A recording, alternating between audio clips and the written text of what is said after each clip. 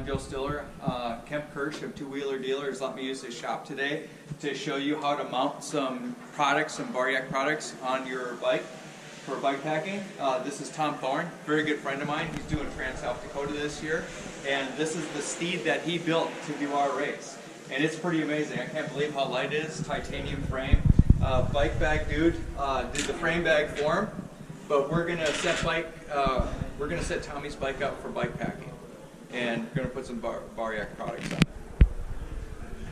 So what we got here today is this is the new BarYak Expedition for 2018. You can see we actually made the space from here to here. You wind up being a ½ inch longer. We also took out some supports in here, and we still pass a 150-pound stress test. I don't recommend anyone carrying 150 pounds off their handlebars, but we want to build this in such a strong way that if the cyclist has an accident or he hits a tree and stuff like that, we don't ever want failure because of our equipment. And so I guess that's my main concern whenever designing any products, is to build a product that is going to sustain accidents. So anyway, so we're building a harness for this right now too, in conjunction with Bike Bag Dude out of Australia. But anyway, we'll pull the C-clamps out here. What we use is a 1032 screw. It's pretty common, and it's a number 4 Allen wrench. Oops. Thank you, Tom. I'm going to pop the screws up. Now you can leave those in there. It's nice to do this when you have help. So, and on Tom's, we're not putting the carbon fiber bar ends. If Tom wants to do that at a later time, we can do that, but he's setting up more for bike packing in rough terrain, and that position isn't used as much, so why carry the extra weight of carbon fiber bar ends? So the important thing when you're mounting this here is to get the spacing even on both sides. And you see I have about the same amount of space on each side of his stem. I don't have it sucked up yet, but what I mean by the same amount of space on each side, if you look at the C-clamp, if you want to come down here, team, get really close in there, I like to have the gap on each side of the handlebar the same. And what I mean by that is, so you don't want to tighten the back end down and then snug the front one up. What we want is we want visually to have the same amount of spacing on each side. And so what you're doing when you do that is you get the same amount of compression tension on both the front end and the back end of the BarYak rail. See there? Now if you look really close, you're going to see the same gap on each side.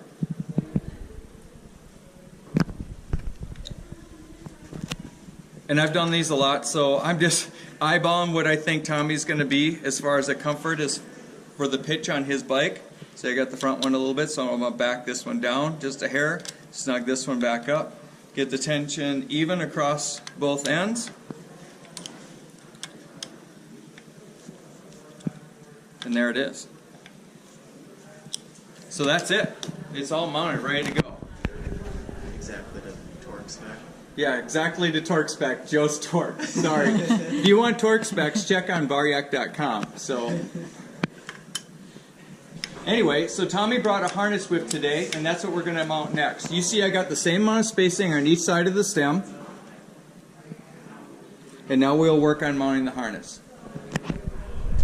So we're going to mount a harness on Tommy's BarYak Expedition now. And so this is a harness made by Bike Bag Dude out of Australia.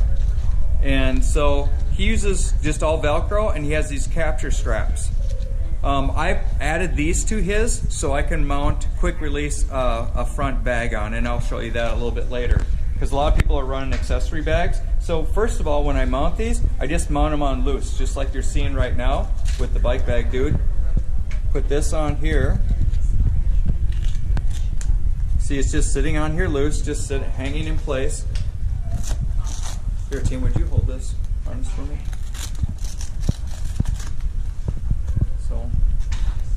I getting it?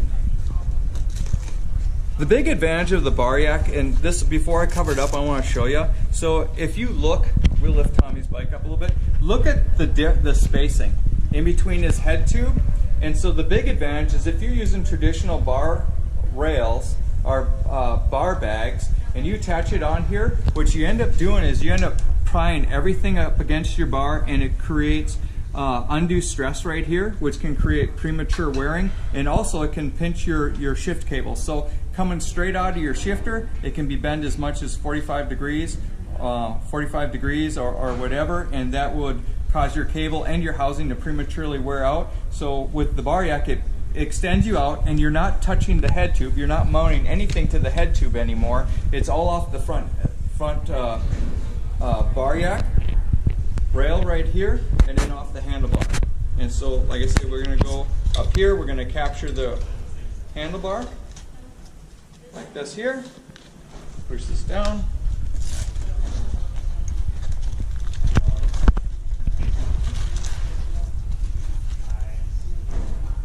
Oop.